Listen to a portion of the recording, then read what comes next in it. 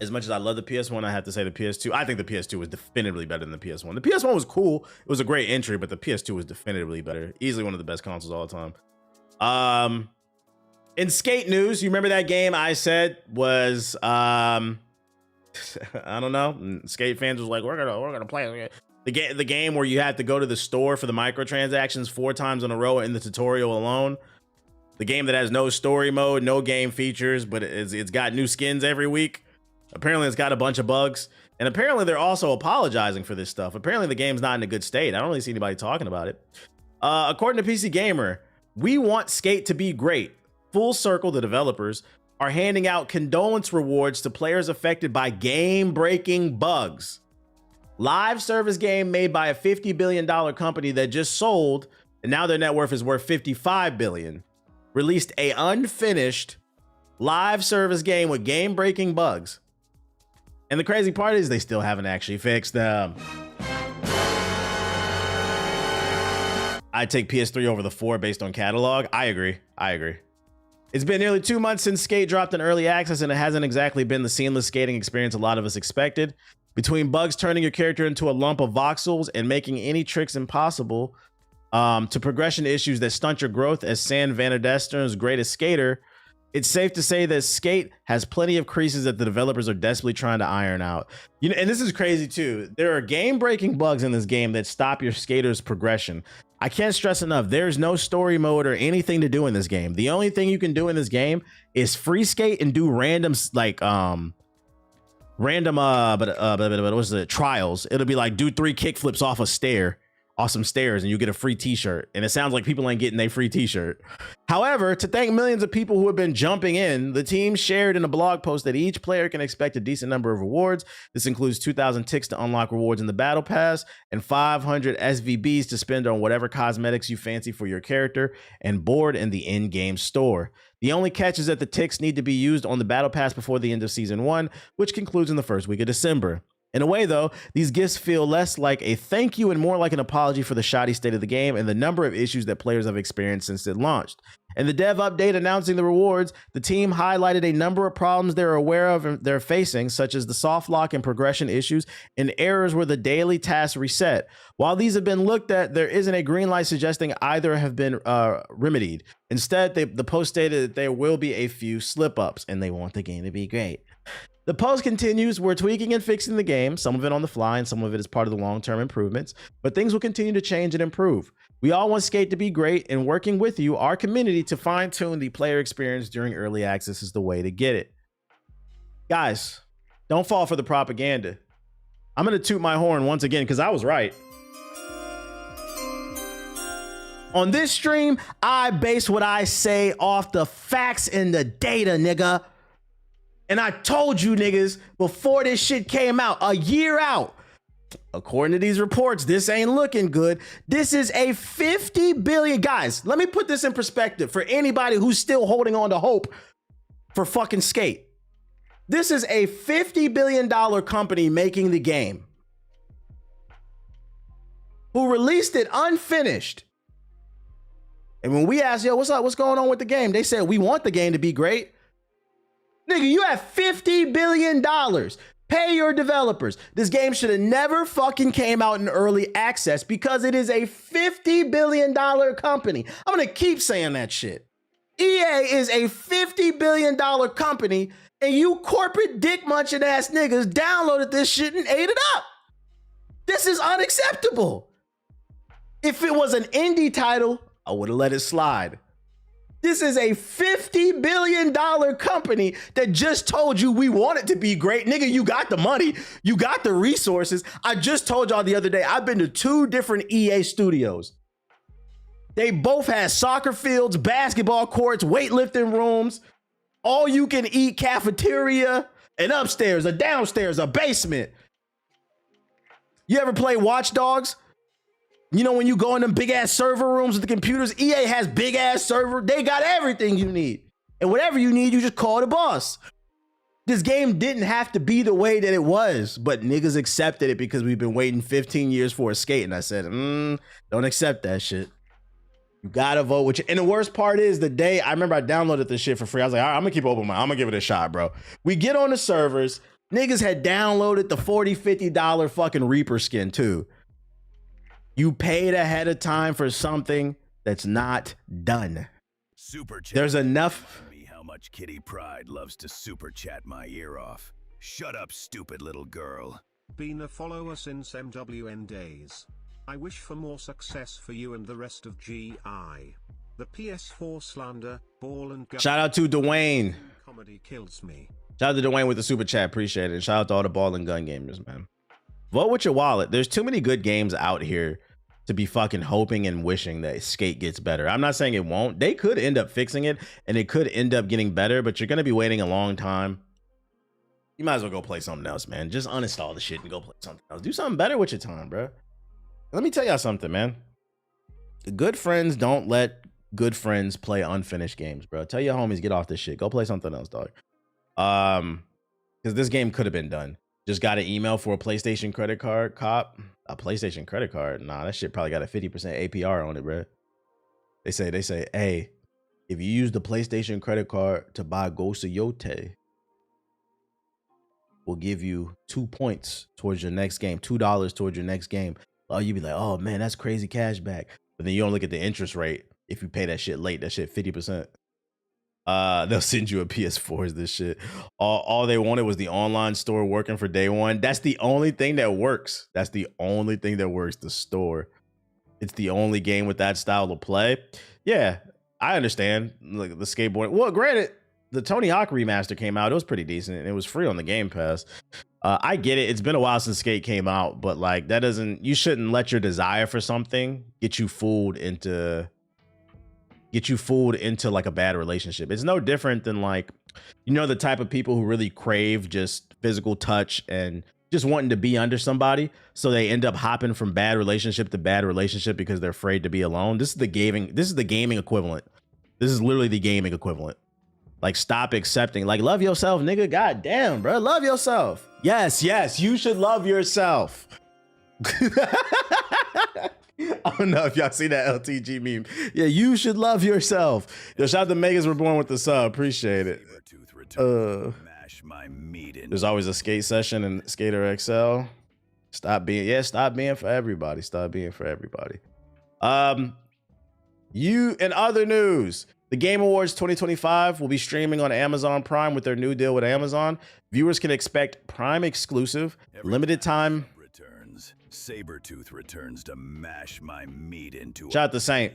Viewers can expect Prime exclusive limited deals across nominated games, new releases, hardware, and more, revealed in real time. The Game Awards will also be live streamed on Twitch worldwide in 1440p for the first time. So you don't have to watch on Amazon Prime, but they are offering exclusive deals if you watch Amazon Prime. Translation: the Mountain Dew and Doritos Pope did it again.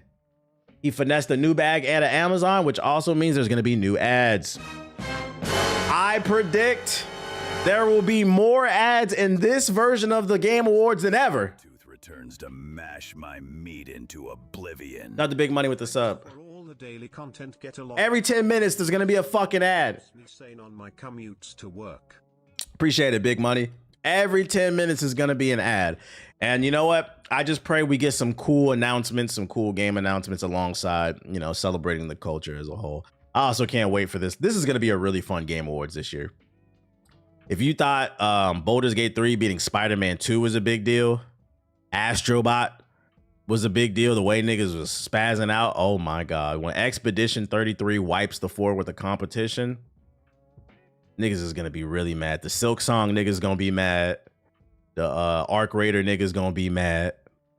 Who else? I'm trying to think of something else. What other games is probably gonna be nominated? The Split Fiction niggas, they're not gonna be mad, but a lot of people gonna be mad. The Death Stranding niggas gonna be mad. 33 is gonna be clean.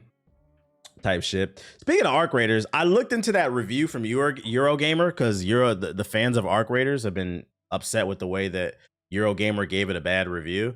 And if you actually read the review and not just the tweets, I kind of understand where they're coming from. I'm not saying I agree or disagree with it, But if you read the context, I kind of understand the review because for those not in the know, Eurogamer, I think they gave it like a 2 out of 5 because Arc Raiders uses AI and the Arc Raiders community loves the game and they're upset because it brought the overall average down, which is crazy to me.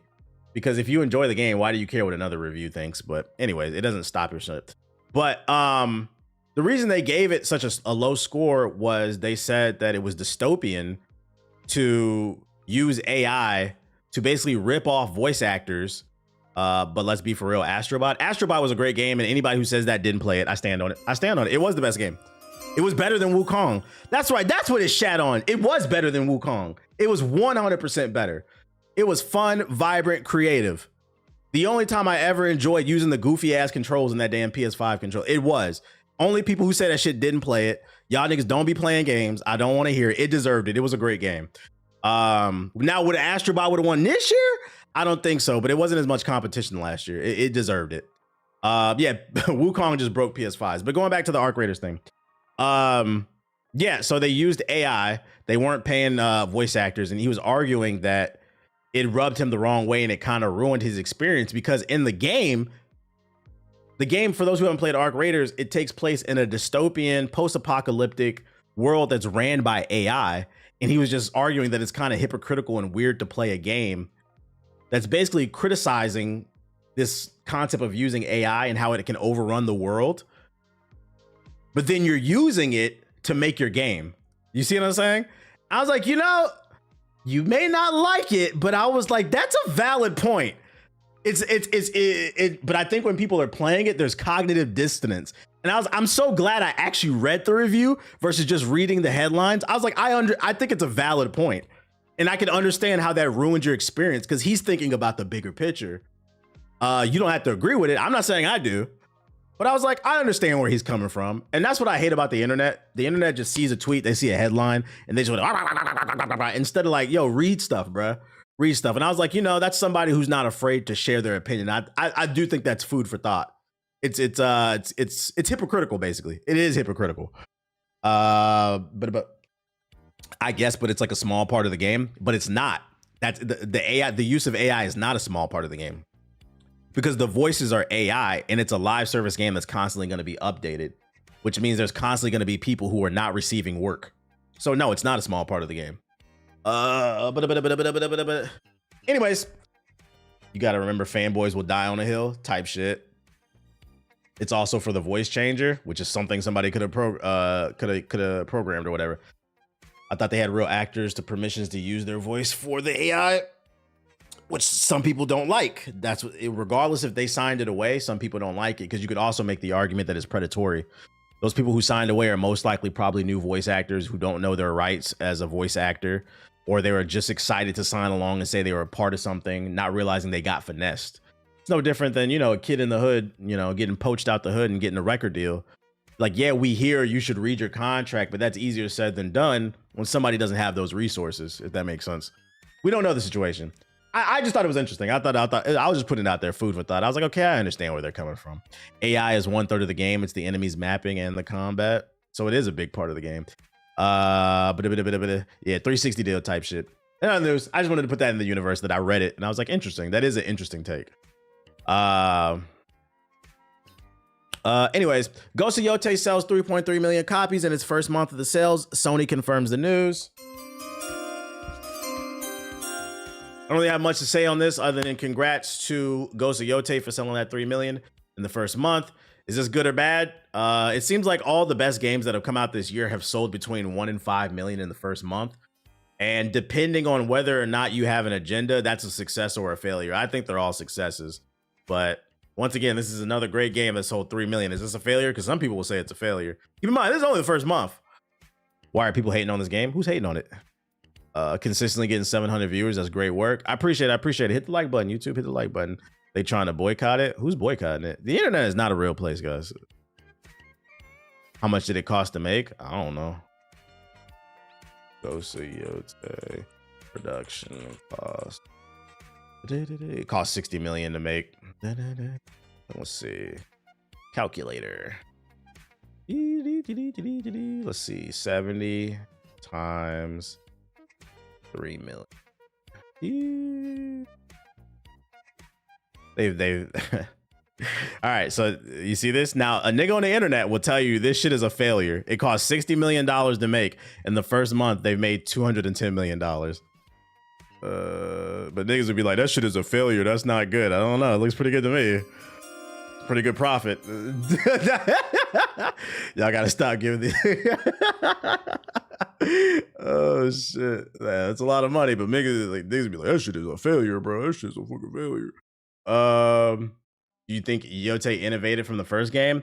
Not really. I think it just iterated. It didn't innovate, but it iterated and it cleaned up a lot and just streamlined a lot of stuff. This year alone, keep in mind, it's going to make more. It's going to make more money, which is another example of, keep in mind, guys, they spent 60 million, already have made 200 million back in the first month. Fucking pay the employees, bro. Pay the employees. It's going to make more money. There's no way Ghost of Yote doesn't move at least 10 million units, at least. Pay your fucking employees. It's a sequel. It doesn't have to innovate. That's not true. That's not true. I'd argue sequels are usually where you find the most innovation.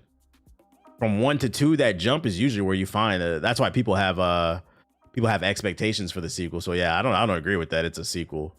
I get where you're coming from. If it's a sequel on something that's already popular, it doesn't have to innovate because then they can ride on it, on the success of it. But traditionally, usually the second game is the more innovative one. But anyways, that was Ragnarok's problem for me. The combat was crazy innovative, but still wasn't crazy innovative, but it was still fun. The pacing for Ragnarok was the big issue for me. Ghost of Legends Yote will come. Yeah, when Legends comes, it'll sell even more. Nah, they gotta recoup that money off Concord. The Concord slander. Marvel Rivals Season 5 is here, so it's that time of the month for me to act like I'm coming back to Marvel Rivals. Gambit and Rogue has been confirmed. I have the Gambit trailer, but let's check out this first one for the launch trailer. But before the time stream Entanglement tore this world apart, Gambit and Rogue were ready to say I do on Krakoa, but Destiny intervened. Now Gambit set out for a daring cosmic heist to steal the universe's rarest ring and win back the moment that time itself stole for them. Damn, what a man do for a woman. Across galaxies ruled by the elders of the universe, their bond will be tested by lies, power, and impossible choices. Can love survive? Let's get it. Game still going? It's still going.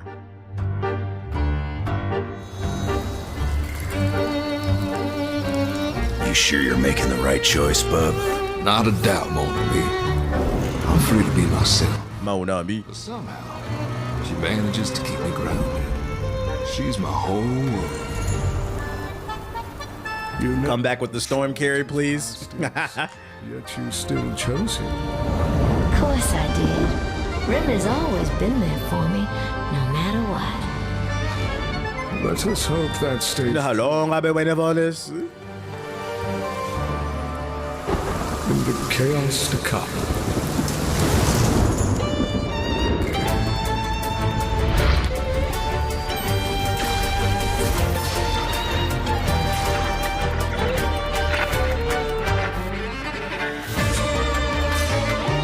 Oh, everybody getting married. Black Panther Storm type shit.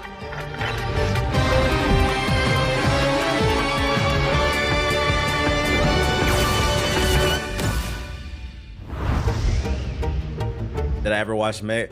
Oh, they gave her the fatty back. This is not Rogue from X-Men 97. This is X-Men, the original X-Men from the 90s, the original show. They gave her the fatty back. That's why he married her. That's that jambalaya. That's that jambalaya, chat. That big gumbo. Dr. Umar would approve, which I say he's not even really a doctor. That seafood boy. All right, let's look at the Gambit trailer. Every white girl got a fatty in Rivals. Yeah, the devs try to deny it, but the developers, developers of of Marvel Rivals likes white women with fat asses. They like pogs, bruh. And you know, Asian and whites tend to go together a lot of times. So like they can sit up here and lie and act like they're not some fucking gooners. We know what you are. They like them pogs. Make way for the... Wait, he's a strategist? Healer? Or he might be like a combat one. Désolé. Lucky draw. So it looks like the cards were like bouncing off of people. It's basically an AoE. It was like he's more of a damage strategist though, I think. By the eye of Agamotto. King of Hearts. You got a dash. What was that? Like a shotgun blast? Shuffle up. Yo, shout out to the Unbearable with the super chat. Remind me how much Kitty Pride loves to super chat my ear off. Shut up, stupid little girl. A deadly deal. He's got the AoE. Got a full deck. Allons-y. Gambit never falls. What does this do? Is that a shield? What are these cards doing around him? Is it a shield or is it like damage? So like if he touches anybody with it, because he also gave it to Punisher. What is that doing? I wish they would fucking explain what this stuff does. Empowers attack. Oh, so it's a damage boost. Okay. So his ult is he boosts the whole team. Pretty useful. That's pretty useful. If everybody gets it and you pop it at the right time. Shit, do that and do like multiple AoE ults. Yeah, he looks pretty good. He looks pretty good. I feel like a lot of DPS are probably gonna try to play him. I mean, I've always been a healer, bro. Two things. PS4s are gonna blow up with this update, and there's gonna be 100 player lobbies in an 18v18 mode. Really? What? 18v18 mode. Let's see. Marvel Rivals. It's in the dev talk. This shit is 17 minutes. We might have to save this for later because I mean that state of the play is about to start. Although let me just skip to that part. That's all I really care about. Where is that on that joint? I want to see that. Hello. Is it? After a lot of hard work and a little health sacrifice from Zhiyong, we finally launched our first ever PvE mode for Halloween, Marvel Zombies. This was a huge challenge, especially with only 6 months of development. We pushed limits with over 200 zombies on screen. State of play what? A bunch of games coming out of Asia? For an over-the-top superhero experience. This presented enormous challenges both technically Is this the and mode? in terms of gameplay design. It's just the beginning. They added Dynasty Warriors to this bitch, bro. What the fuck? We know that Nah, this is old? Okay. Hey Rebels, it's me, Zhiyong, back again. Time really flies. Halloween is around. I know some people in GI said they're coming back because a lot of GI members are big X-Men fan. I know JG said he's streaming it. Found your own happiness, both in the game and out in the real world. The brand new season 5 It's further is back. around the corner, and it's a big one for us because Oh, new mode. with your support. X. Season 5 also introduces a thrilling new Is mode, this it? 18 vs 18 Yeah. Conquest Annihilation. 36 players will cash in the all-new Grand Garden map, promising epic chaos and unforgettable fun. This mode goes live after the update on November 27th. We hope you enjoy it. We are also adding a placement system to competitive mode starting in Season 5, with more details coming soon from Zhiyong.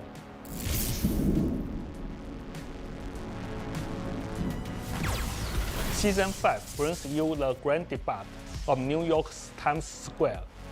This is a long combat map that can host up to 100 players, hang out, dance, watch videos, read books, and let your imagination run wild. That he just partying? We've seen so many fun, friendly meetups in the Doom match, Sectum Sectorial map, so we wanted to give everyone a dedicated space for socializing, relaxing, and sharing cool moments outside of battle. That is kind of cool. I mean, it's something else to do in the game. They weren't lying when they said their focus is the casual audience. They understand where the money is. It's not the competitive scene. So like that's good that they are giving different things for people to play. Because there are some people that just only play live service multiplayer games. So it's giving them something to do besides sweat. Rogue might be a healer too. Rivals. Rogue could the cool thing about Rogue is she could honestly be anything. She could be DPS, tank, or healer. So it's really what the devs want to do with that one. Season 5 marks the first anniversary of Marvel Rivals, a milestone for us and for all of I say make her a tank. After the November 27th update, you can join our anniversary event to earn 2,500 units and a free legendary Jeff costume. We are also rolling out a series of exclusive anniversary costumes. All the waifus are gonna love it. Hey, hold up, bro. I need to update. I'm about to do some work on stream. I need to update fucking what's that shit?